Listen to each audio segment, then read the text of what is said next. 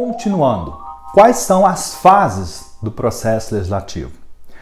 O processo legislativo, ele compreende 3 fases: iniciativa, constitutiva e complementar.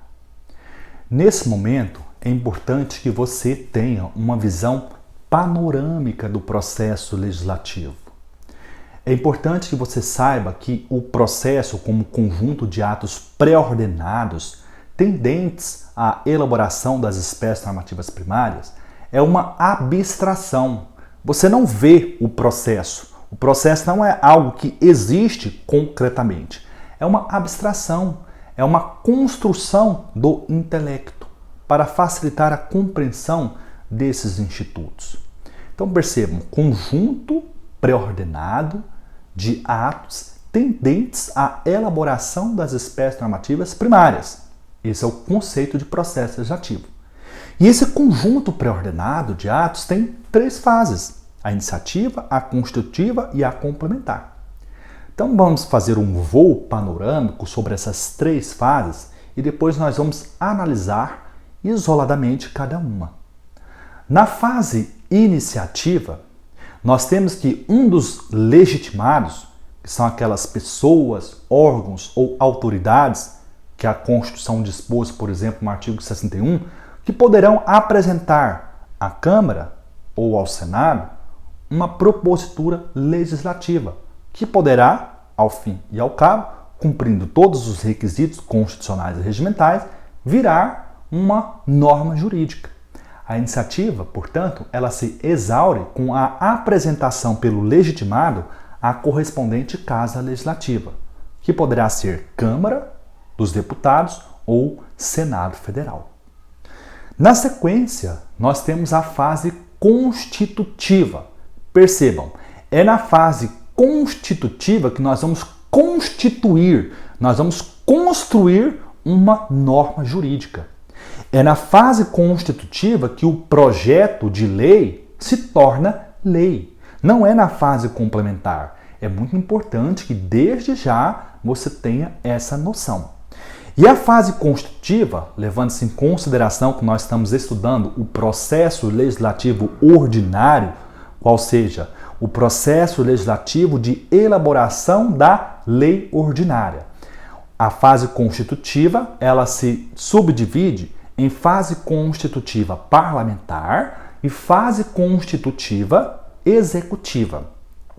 Na fase constitutiva parlamentar, nós temos 2 atos. Nós temos os atos de deliberação e nós temos os atos de votação.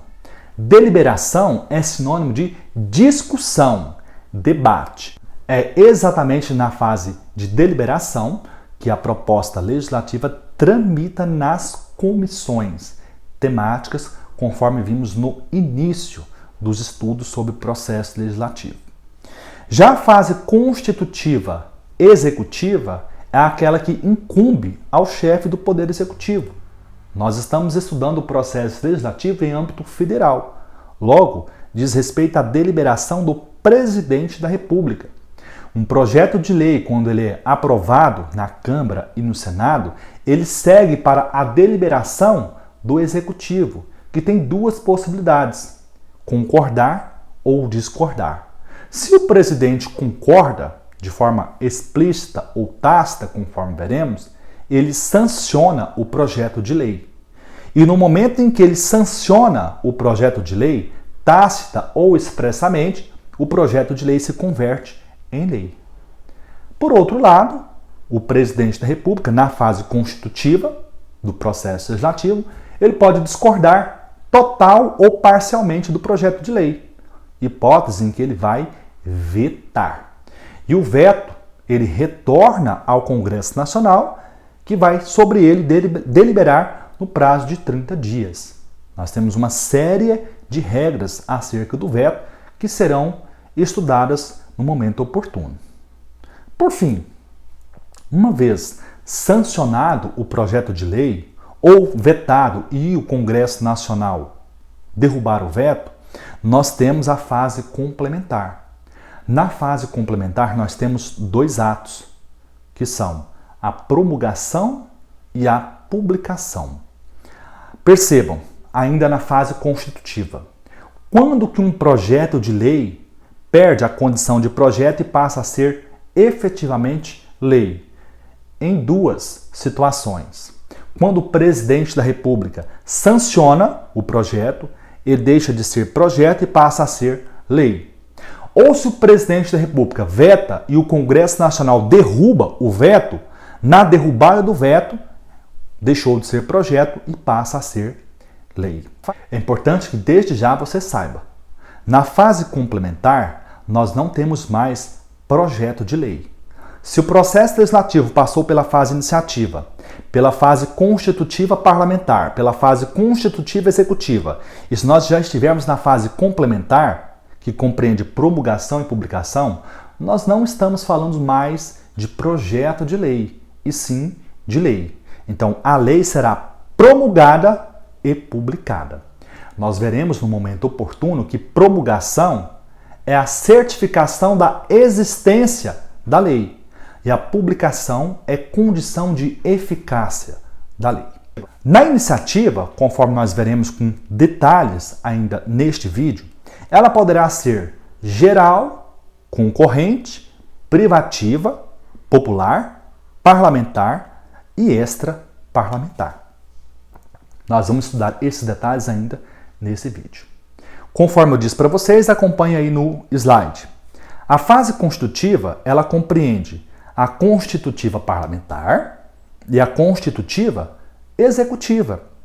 Na fase constitutiva parlamentar, nós temos dois atos, que é a discussão, também chamada de deliberação, e a votação. Na fase constitutiva executiva, nós temos a sanção e nós temos o veto.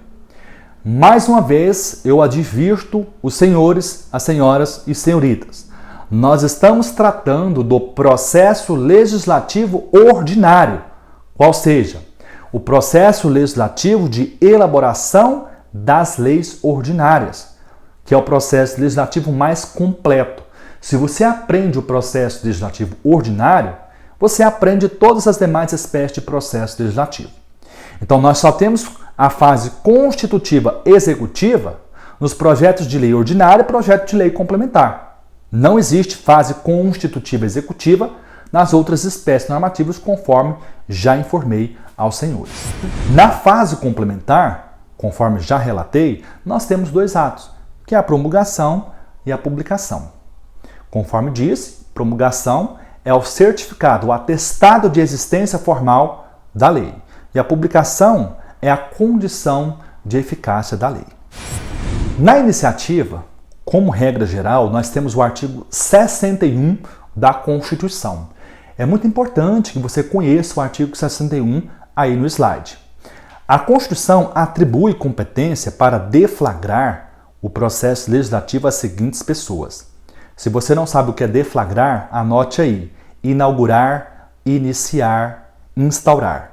Tá? Então, deflagrar é inaugurar, iniciar, instaurar o processo legislativo. Quem são os legitimados? Quem tem competência para iniciar o processo legislativo? A Constituição diz: qualquer deputado ou senador, comissão da Câmara dos Deputados, do Senado Federal ou do Congresso Nacional, presidente da República, Supremo Tribunal Federal, tribunais superiores, procurador-geral da República e cidadãos. Uma observação muito importante.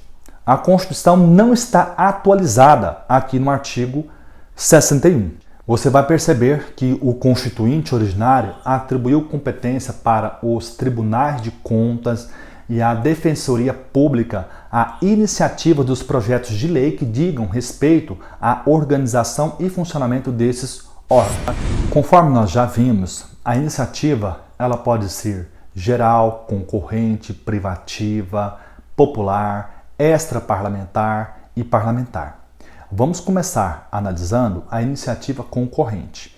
O que é ou em que consiste a iniciativa concorrente? A iniciativa concorrente é aquela que pertence simultaneamente a mais de um legitimado. O exemplo que nós temos na Constituição, e não é o único, mas é o mais importante, é a iniciativa de lei sobre a organização do Ministério Público da União, que segundo o artigo 61, parágrafo 1º, inciso 2, a linha D, e o artigo 128, parágrafo 5º, compete concorrentemente ao Presidente da República e ao Procurador-Geral da República. Vamos entender isso aqui, é muito tranquilo. Organização do Ministério Público da União.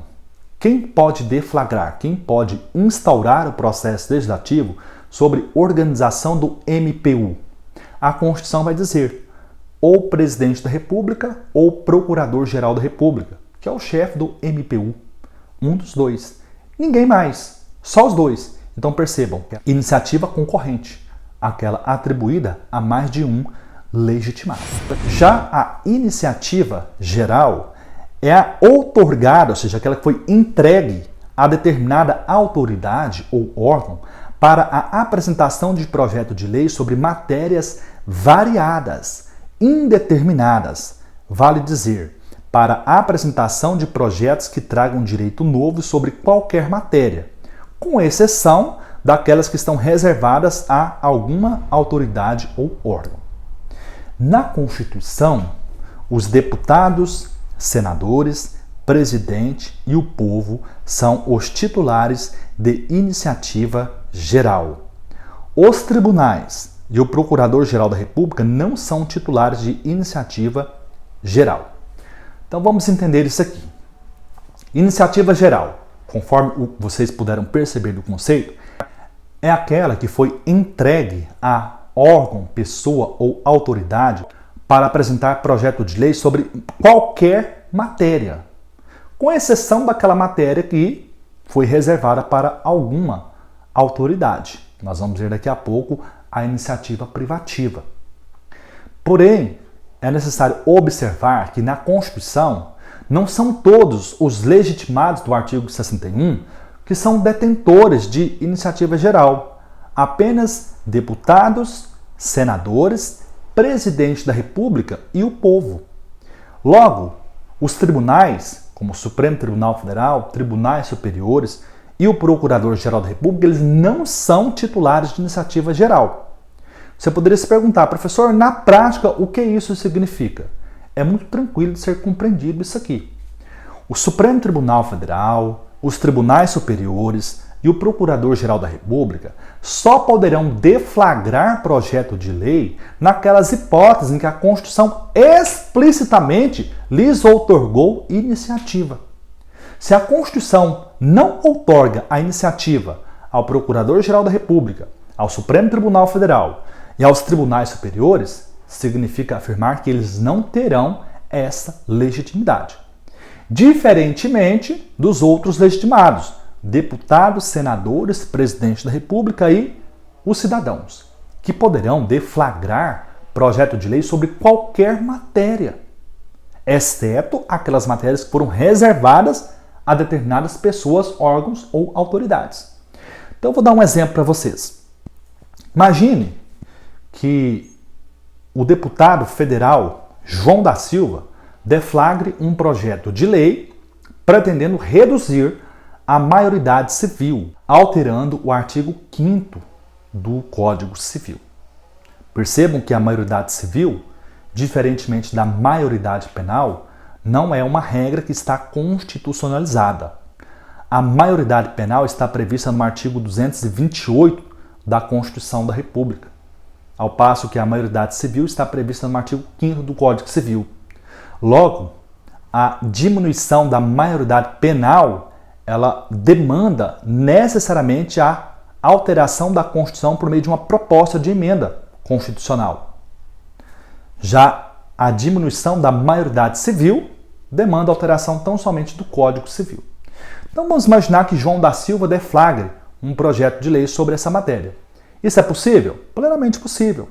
Direito civil não é uma matéria que está circunscrita à iniciativa privativa de nenhuma autoridade. Agora eu pergunto para vocês, poderia, por exemplo, o Procurador-Geral da República deflagrar um projeto de lei que pretendesse diminuir a maioridade civil de 18 para 17 anos? Resposta: não. Você poderia estranhar, mas o Procurador-Geral da República não é detentor de iniciativa? Ele não pode deflagrar projetos de lei? Sim, ele pode, mas ele não é detentor de iniciativa geral. Nem o Procurador-Geral da República, nem tribunais superiores, nem Supremo Tribunal Federal. Eles só poderão deflagrar projetos de lei naquelas hipóteses em que a Constituição lhes outorgou esta legitimidade. Regra geral, o Procurador-Geral da República, Supremo Tribunal Federal, tribunais superiores, eles vão deflagrar projetos de lei relacionados à organização, funcionamento e remuneração dos magistrados e dos membros do Ministério Público. Eles não têm outro tipo de legitimidade. É muito circunscrita ao órgão a qual eles pertencem. Iniciativa privativa, que também é chamada de reservada ou exclusiva. Em que consiste? Isso nós veremos no próximo vídeo.